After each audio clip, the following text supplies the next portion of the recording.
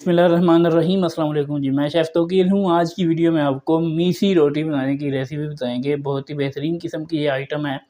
देसी घरों के अंदर ये इस्तेमाल की जाती है बना के। सालन अगर ना आपका बनाने को जी चाह रहा हो तो ये रोटी इतनी ज़बरदस्त होती है कि बेहतरीन किस्म का ये नाश्ता भी है, दोपहर को खाएँ या रात को खा लें, बहुत ही ज़बरदस्त बनती है। तो चलें इसको शुरू करते हैं। यहाँ पे आप देखें कि इसके लिए हमें 2 कप लाल आटा गंदम का रोटी वाला चाहिए, 1 कप मैदा है, 1 कप इसके अंदर बेसन जो है वो जाता है। आप चाहें ना तो यहाँ पे तीनों कप आटा ले सकते हैं और 1 कप बेसन आपने लेना है। मैदा स्किप करना चाहें तो आप कर दें, आपकी मर्ज़ी है। बाकी अब आपने तमाम चीज़ें इसके अंदर छान के शामिल करनी है। सबसे पहले जो बेसन है वो इसके अंदर शामिल करेंगे। नमी का मौसम है, कोई इसके अंदर कीड़ा सूसरी वगैरह जो है वो आ जाती है, तो आपने छानना ज़रूरी है। एक तो इससे अच्छा सा मिक्स भी होगा फिर बाद में।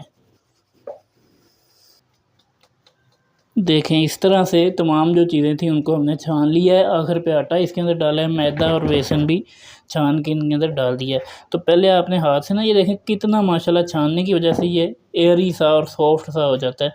तो इसको आपने अच्छे से यहाँ पे पहले हाथ की मदद से करें या किसी चम्मच की मदद से कर लें। मिक्स आपने इनको अच्छे से पहले कर लेना है तमाम चीज़ों को।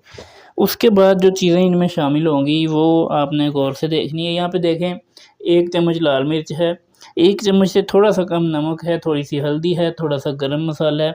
आप अपने टेस्ट के मुताबिक कम-ज़्यादा कर सकते हैं इन चीज़ों को, कोई ऐसा मसला नहीं है। उसके बाद देखें यहाँ पर 1 चम्मच कुटा हुआ खुश्क धनिया है भुना हुआ और 1 चम्मच यहाँ पे कुटा हुआ ज़ीरा है। ये दोनों चीज़ें भी इसके अंदर शामिल कर देनी है आपने। उसके बाद 1 सब्ज़ मिर्च थी, थोड़ा-सा पुदीना और थोड़ा-सा धनिया काट के रखा हुआ है बारीक, ये भी इसके अंदर शामिल करेंगे। तकरीबन 1 चम्मच के करीब अदरक लहसुन का पेस्ट बनाया हुआ है वो शामिल कर देंगे। उसके अलावा एक छोटे साइज़ का प्याज था जिसको बारीक चॉप कर लिया। बारीक आपने करना है, इस बात का ख़्याल रखें, वो भी इसमें शामिल कर देंगे। और 1 टमाटर लेना है, उसका गीले वाला जो हिस्सा होता है गुदा वो निकाल देना है, बाकी आपने इस तरह बारीक काट लेना है और वो भी इसमें शामिल कर देना है। सबसे आखिर पे आपने इसके अंदर घी या ऑयल कोई भी चीज़ जो है वो शामिल कर देनी है, 2 से 3 चम्मच के करीब इस तरह से। अच्छा जी, अब इन तमाम चीज़ों को पहले मिक्स कर लेंगे, उसके बाद इसमें पानी शामिल करके इसकी गुंदाई करेंगे। पहले यूँ ही इसको मिक्स कर लेंगे, बहुत ज़्यादा पानी एक ही दफ़ा में आपने इसमें शामिल नहीं करना होता, थोड़ा-सा पानी शामिल करें, इसको मिक्स करें। अभी मैं आपको बताता भी हूँ, देखें मिक्स हो गई हैं चीज़ें, तो यहाँ पे थोड़ा-सा पानी इसमें डालेंगे इस तरह से। इसको मिक्स करेंगे, इस तरीके से मिक्स करेंगे और फिर दोबारा थोड़ा-सा पानी डालेंगे। बहुत ज़्यादा ढीला नहीं रखना आपने इसकी डो को। देख सकते हैं आप कि इस तरह से एक टाइट सी इसकी डो जो है वो होनी चाहिए, बहुत ज़्यादा नरम नहीं आपने रखना। और जिस तरह आप आटा गूँधते हैं ना रेगुलर, उस तरह से आपने इसको गूँध लेना है। यहाँ पे अभी इसको मैंने गूँध लिया है।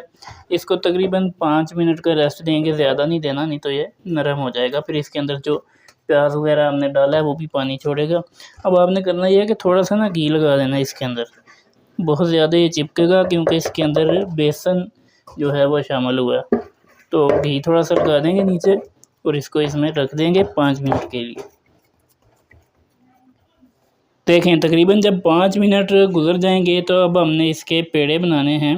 नॉर्मल रोटी के साइज़ का पेड़ा बना लें, यह आपके ऊपर डिपेंड करता है कि आपने इसका पेड़ा जो है वो किस तरह का बनाना है, कितना बनाना है, छोटा बड़ा, जितनी मर्ज़ी आप साइज़ की रोटी बना सकते हैं। ये देखें इस तरह से तमाम जो ये आटा है हमारे पास, इसके हमने पेड़े यहाँ पर तैयार कर लेने हैं इस तरीके से।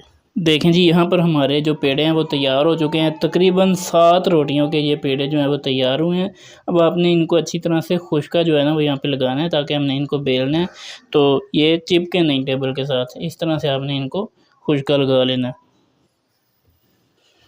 बिस्मिल्लाहिर्रहमानिर्रहीम। अब हमने इसकी जो रोटियाँ हैं उनको बेल लेना है।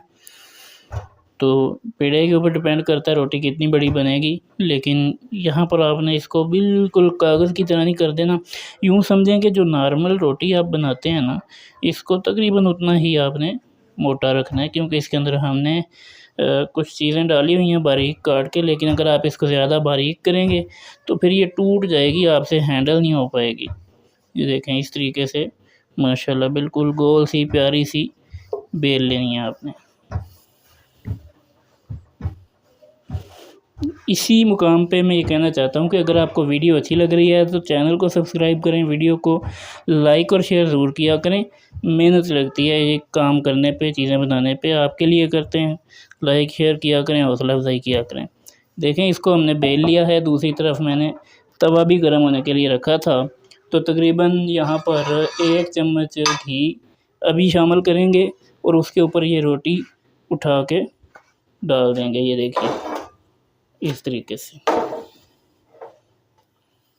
देखें थोड़ी सी एक साइड से जब सीख जाएगी ना, तो आपने इसकी साइड को उठा के चेंज कर देना इस तरह से। ये देखें अभी बहुत ज़्यादा घी डालने की ज़रूरत नहीं है, जो पहले डाला था वो भी काफ़ी है। थोड़ा सा सिर्फ आधे चम्मच के करीब और यहाँ पे डाल देंगे जो इसके नीचे चला जाए। माशाल्लाह जी, आप देख सकते हैं कि हमारी जो एक रोटी है यहाँ पे बहुत ही ज़बरदस्त अंदाज़ में तैयार हो चुकी है। तो इसको उतार लेंगे और इसी तरह से हमने तमाम रोटियों को जो है यहाँ पे सेक लेना है, तैयार कर लेना है।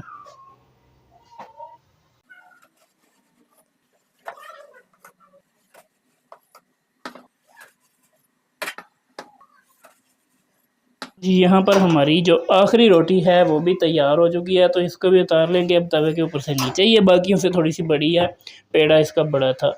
तो बेहतरीन किस्म की ये रोटियां जो हैं वो तैयार हो चुकी हैं। आप इसको सर्व करें सब्ज़ चटनी के साथ, अचार के साथ और मक्खन के साथ। नाश्ते में ये बनाएं, 4 चाँद लग जाएंगे, सालन की ज़रूरत ही नहीं पेश आएगी।